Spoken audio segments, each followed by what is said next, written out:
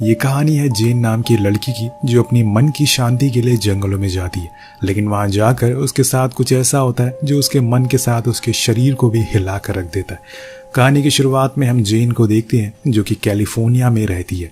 उसका एक जॉन नाम का बॉयफ्रेंड है जिससे वो बहुत प्यार करती है, लेकिन जॉन स्वभाव से अच्छा इंसान नहीं है, वो उसे बहुत मारता पीटता है और इसीलिए अब जेन को उसके साथ घुटन महसूस होती है। लेकिन कुछ दिन बीत जाने के बाद वो कभी कभी उसके पास चली जाती थी क्योंकि अभी भी वो कहीं ना कहीं उससे प्यार करती है। और ऐसे ही एक दिन जॉन उसे कॉल करके अपने पास बुलाता है ताकि दोनों एक अच्छा टाइम स्पेंड कर सके। जेन अपने डॉग के साथ उसके पास जाती है और फिर जॉन उसे माफी मांगता है। जो भी उसने पास में गलतियां करी वो सबके लिए शर्मिंदा है, उसके हर बर्ताव के लिए, और इसी तरह दोनों एक दूसरे के करीब आ जाते हैं। लेकिन तभी जेन अचानक से रुक जाती है, उसके दिमाग में कुछ आता है और वो खुद से कहती है कि नहीं, ये मैं गलत कर रही हूँ। अब वो वहां से जाने लगती है और ये देखकर जॉन के अंदर का गुस्सा जाग जाता है और जेन का गला पकड़कर उसे मारना शुरू कर देता है। लेकिन आखिरी समय पर वो भागकर दूसरे कमरे में चली जाती है, पर उसका डॉग अभी भी बाहर ही था और इसी का फायदा वो उठाते हुए कहता है कि अगर तुम बाहर नहीं आई तो मैं इसे मार दूंगा। बहुत देर हो जाती है लेकिन जेन बाहर नहीं आती और जब सब कुछ शांत होने के बाद वो बाहर आती है तो देखती है कि उसके डॉग की गर्दन कटी हुई है और ये किसी और ने नहीं बल्कि जॉन ने किया।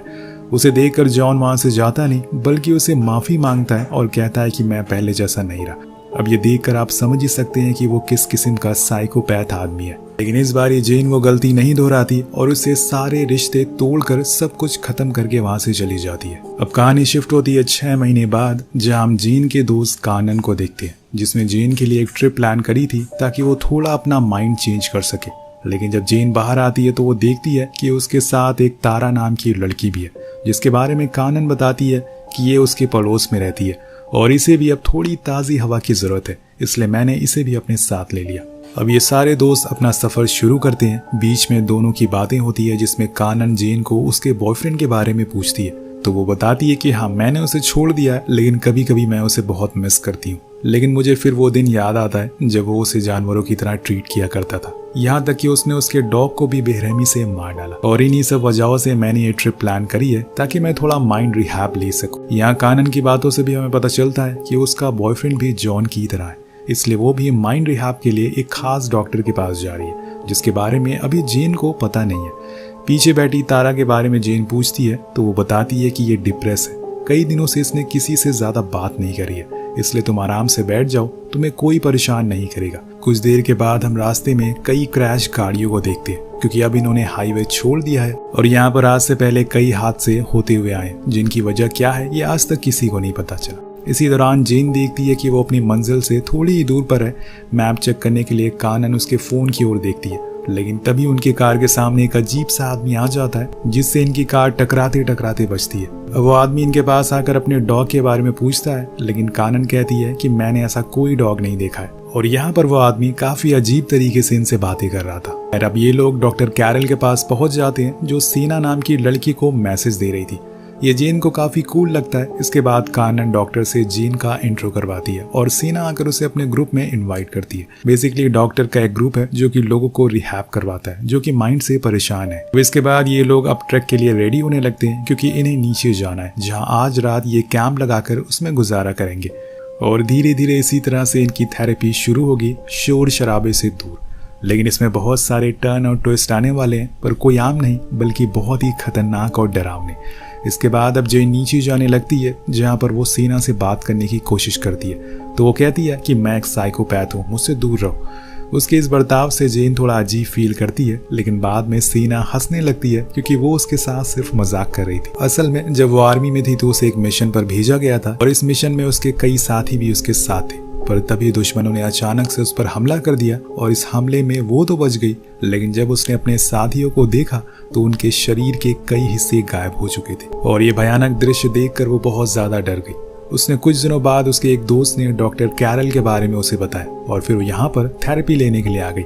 ऐसे ही ये लोग आगे बढ़ते हैं, पर तभी इन्हें एक पेड़ पर एक कैमरा लटका हुआ मिलता है जिसके ऊपर खून लगा हुआ था। ये देखकर जेन बहुत ज्यादा डर जाती है, लेकिन तभी तो सीना आकर बताती है कि यह शायद किसी इंसान का होगा जो यहाँ घूमने या फिर थेरेपी के लिए आया होगा। लेकिन तभी उस पर जानवरों ने हमला कर दिया और उसका खून इस पर लग गया।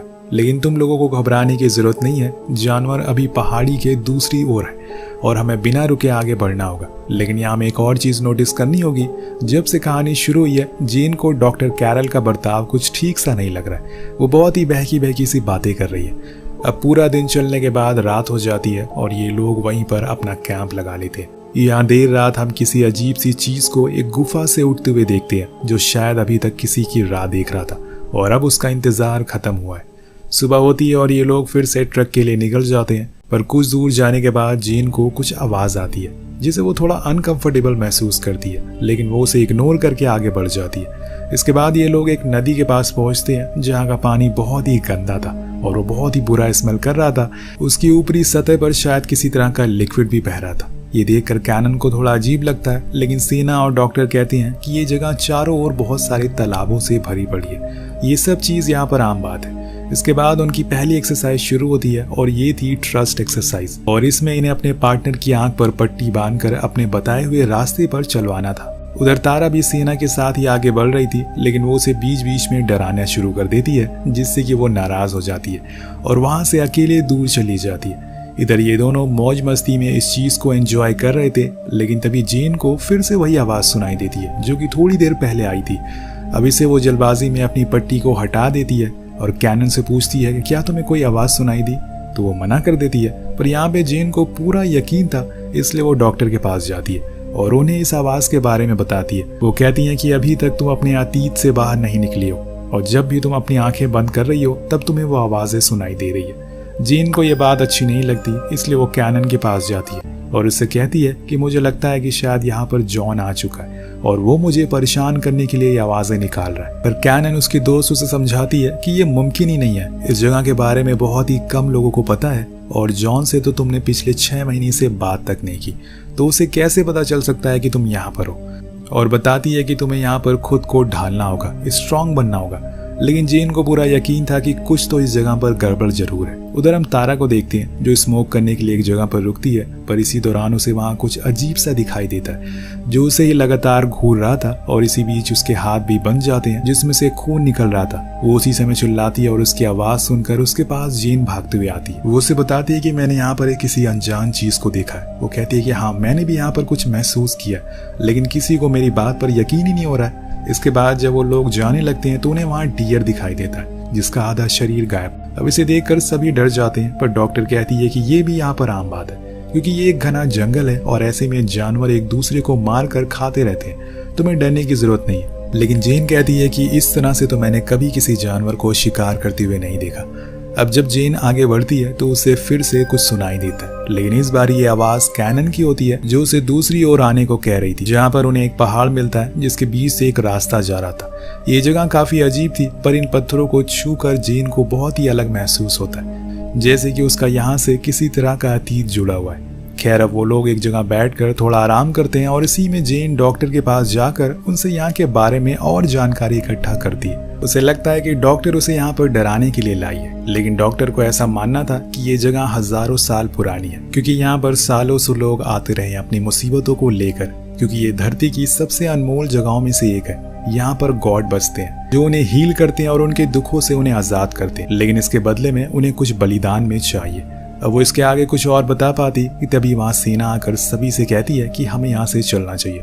उसने डॉक्टर को पूरा सच बताने ही नहीं दिया। आखिर यहाँ पर बलिदान किसका दिया जाता है, इंसानों का या फिर जानवरों का? ये सवाल अधूरा है अभी तक। इसके बाद जेन टॉयलेट करने के लिए जाती है। वो अपने साथ कैनन को भी ले जाती है ताकि वो डरे ना, पर कुछ ही देर बाद वहां से कैनन अचानक से गायब हो जाती है। इधर जेन की हालत बुरी होने लगती है। उसे फिर से कुछ आवाजें सुनाई दे रही थी और इस बारी उसने उस चीज को साफ साफ देखा भी है। उसे देखते ही वो अपने अतीत में चली जाती है जब जॉन उसे मारा पीटा करता था, और तभी जेन का दम घुटना शुरू हो जाता है, लेकिन कैनन आके उसे संभालती है और उसे नीचे ले जाती है।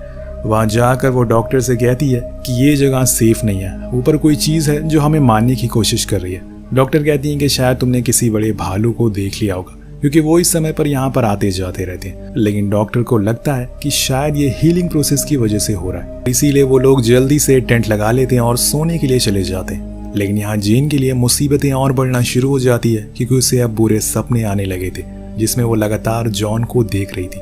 उसे लग रहा था कि जॉन उसे मारने के लिए यहाँ तक पहुंच चुका है और इसीलिए मन की शांति के लिए वो थोड़ा वॉक करने के लिए चली जाती है। वहां उसे तारा और कैनन मिलती हैं जो उसे बताती है कि उन्हें भी वही सपना आया है जो उसे आया है, लेकिन उसमें उन्होंने अलग चीज देखी है और इसीलिए वो लोग एक ही टेंट में सोने का फैसला करते हैं। यहाँ तारा अपनी कहानी भी बताती है कि कैसे बचपन में उसकी मॉम उसे बहुत मारा करती थी और स्कूल में सभी बच्चे उसे बहुत चिढ़ाया भी करते थे और इसीलिए धीरे धीरे उसने लोगों से बातें करना ही बंद कर दी। वो पूरी तरह से आइसोलेटेड हो गई, लेकिन उसके दोस्त उसे समझाते हैं कि ऐसा नहीं है, तुम ठीक हो जाओगी। अब सभी एक साथ टेंट में सो जाते हैं। अब सेना सभी को सुबह उठाती है, लेकिन जेन देखती है कि वहाँ पर तारा नहीं है, इसलिए वो बाहर आकर डॉक्टर से ये बात बताती है। सभी को लगता है कि शायद वो अपना सामान लेकर यहाँ से चली गई होगी, लेकिन तभी उन्हें तारा की आवाज आती है। तो डॉक्टर कहती है कि तुम लोग यहीं पर रुको, मैं उसे लेकर आती हूँ। वो पहाड़ पर चढ़ती हैं, पर तभी उनके सामने कुछ बहुत ही भयानक चीज दिखती है जो उनके ही अतीत से जुड़ा हुआ था और अचानक से उनकी चीखने की आवाज आती है, जिसे सुनकर ये तीनों फौरन ऊपर जाते हैं, लेकिन वहां उन्हें बस चारों ओर खून ही दिखाई देता है। इसलिए सेना फैसला करती है कि वो और ऊपर जाएगी। वो थोड़ा और चढ़ती है और उसे वहां पर डॉक्टर का कटा हुआ पैर दिखता है। ये देखकर वो अपने पास्ट की बातों को याद करना शुरू कर देती है, जब उसके साथियों के ऐसे ही कटे हुए शरीर इधर उधर पड़े हुए थे। वो चीखना चिल्लाना शुरू करती है और इतना ज्यादा डर जाती है कि खुद उस पहाड़ी से कूदकर जान दे देती है। जब ये दोनों नीचे जाकर देखते हैं तो वहां पर उसकी बॉडी नहीं थी, यानी कि जेन की बात सच है। यहाँ पर उनके अलावा कोई और भी है जो उन पर नजर रख रहा है और ये लोग डरते हुए आगे जाते हैं और वहां उन्हें एक गुफा दिखाई देती है जो कि बहुत पुरानी थी। शायद वो चीज जो लोगों को मार रही हो वो इसी के अंदर रहती होगी। दोनों अंदर जाते हैं तो वहां पर चारों ओर कई सारी लकड़ियां रखी हुई थी। कुछ और अंदर जाने पर उन्हें डॉक्टर मिलती है जो कि जख्मी हालत में थी, लेकिन तभी एक अनजान जीव आकर डॉक्टर को घसीटता हुआ अंदर ले जाता है। कानन उस जीव को देख लेती है जिससे कि उसकी पतलून गीली हो जाती है, इसलिए वो जेन से कहती है कि हमें यहाँ से चलना चाहिए। दरअसल दोस्तों ये एक अनजान जीव था जिसे यहाँ पर आने वाले लोग गॉड मानते थे, लेकिन समय के साथ ये जीव दानव बनता चला गया। अब वो लोगों को मार कर अपनी भूख मिटाता है। अब वहां से भागते हुए उन्हें तारा भी मिल जाती है और इसीलिए वो लोग उसे लेकर भागना शुरू कर देते हैं। कानन तो पानी में कूद जाती है, पर इससे उसकी पैर की हड्डी टूट जाती है, लेकिन वो दोनों अभी भी ऊपर ही थे, इसीलिए वो उन्हें भी कूदने को कहती है। वो भी कूद जाती हैं, लेकिन वो क्रिएचर, वो जीव इनके पीछे अब इनके पड़ चुका था। तो ये पानी के नीचे कुछ लकड़ियों के बीच में छुप जाती हैं जिससे कि वो इन्हें देख ना पाए, पर वो इनके ऊपर ही था। अब तीनों एक दूसरे को समझा रही थी कि हमें डरना नहीं है, हमें कुछ नहीं होगा। तारा कहती है कि मैं बाहर जाकर उसे डिस्ट्रैक्ट करने की कोशिश करती हूँ। उसके साथ ही उसे मना करते हैं कि ऐसा मत करो, तुम मारी जाओगी, लेकिन तारा कहती है कि मैं वैसे भी बचने वाली नहीं हूँ क्योंकि मेरा खून बहुत बह चुका है, इसलिए बेहतर है कि तुम दोनों यहाँ से जल्दी से भाग जाओ। जिसके बाद वो बाहर निकल जाती है और तभी वो जीव आकर तारा को बहुत ही बेरहमी से मारना शुरू कर देता है। वो चीखती है, चिल्लाती है, लेकिन कोई कुछ कर नहीं सकता था। इधर ये लोग नदी से बाहर आ जाते हैं और उस नदी का पानी पूरा लाल हो चुका था। दोनों भागते हुए अपनी टेंट में आते हैं, लेकिन कानन के पैर में लगी चोट अब उसे तकलीफ देने लगी थी और इसे जल्दी ही कुछ करना होगा, और इसीलिए जैसे तैसे करके वो उस घाव पर टाके लगा देती है। इसी बीच वो उसे एक राज की बात भी बताती है जो उसने आज तक किसी को नहीं बताई। दरअसल यहाँ पर आने से पहले जॉन उससे मिलने के लिए आया था और वो फिर से उसे अपने साथ बुला रहा था, लेकिन इस बार वो वापस नहीं जाने वाली। उसने एक बर्तन से उसके सर पर हमला कर दिया जिससे कि वो ना जाने कैसे मर गया। ये सुनकर कैनन कहती है कि ये बस एक हादसा था, तुमने ये जानबूझकर नहीं किया, भूल जाओ जो भी हुआ। अभी हमें यहाँ से सिर्फ बाहर निकलना है, वो भी जिंदा। अब उन्हें बाहर तो निकलना ही पड़ेगा। यहाँ से बाहर जाने के लिए जैसे ही वो बाहर आती हैं, कानन को वो जीव खींचकर अपने साथ ले जाता है और ये जेन बस देखती रह जाती है। अब दोस्तों यहाँ पर उसके पास भागने का मौका था। अब दोस्तों यहाँ से उसे बचकर भागने का मौका मिल जाता है, लेकिन वो भागती नहीं है। वो अपनी दोस्त को बचाने के लिए फिर से उसी अंधेरी गुफा में जाती है और कानन को ढूंढना शुरू कर देती है, पर वो उसे कहीं दिखाई नहीं दे रही थी, इसलिए उसे थोड़ा और अंदर जाना पड़ता है। उस जगह पर काफी अंधेरा था और जैसे ही वो रेंगती हुई आगे बढ़ती है, उसे एक इंसानी कटा हुआ सर दिखता है। जब वो उसे सीधा करती है तो वो असल में सेना का था और उसे देखकर उसकी दिल की धड़कनें रुक जाती है। थोड़ा सा और आगे जाने पर उसे वहाँ इंसानों के कंकाल भी मिलते हैं, यानी कि इसने बहुत से लोगों को मारा हुआ है। और तभी अचानक से उसके सामने वही जीव आकर खड़ा हो जाता है और उसके पीछे हम कानन को लकड़ियों के बीच फंसा हुआ देखते हैं। जेन उस जीव के करीब जाने लगती है, जिससे वो जीव भी जेन के करीब आने लगता है। अब यहाँ जेन को उस क्रिएचर के अंदर जॉन का अक्स दिखाई देता है। वो धीरे धीरे उसके करीब जाने लगती है और उधर कानन उसे यहाँ से जाने को बोल रही थी, लेकिन जैसे ही जेन उसके पास पहुंचती है, वो अपना चाकू उसकी आंखों में घुसा देती है और फिर उसके मुंह पर गैस स्प्रे कर देती है और आग लगा देती है। यहाँ हम पहली बार उस क्रिएचर को देख पाते हैं जो शायद किसी इंसान ही जैसा लग रहा है। अब उसे ना दिखने की वजह से वो आग में जलना शुरू हो जाता है और इसी का फायदा उठाकर ये दोनों फौरन वहां से बाहर आ जाती हैं और भागते हुए अपनी कार के पास आती हैं। उसमें बैठकर ये दोनों निकल जाती हैं। बीच में एक जगह रुककर दोनों एक दूसरे को थैंक यू कहती हैं, लेकिन अभी भी वो क्रिएचर मरा नहीं है क्योंकि वो बस जल रहा था। और इस कहानी में बहुत से ऐसे सवाल हैं जिनके जवाब हमें शायद पार्ट 2 में मिले, जो कि कुछ दिनों में रिलीज होने वाला है। सबसे बड़ा सवाल ये है कि ये क्रिएचर था कौन और ये कहाँ से आया था। आपको क्या लगता है कि ये क्रिएचर कौन था? नीचे कमेंट करके जरूर बताएगा। मिलते हैं अगली वीडियो में। Peace out.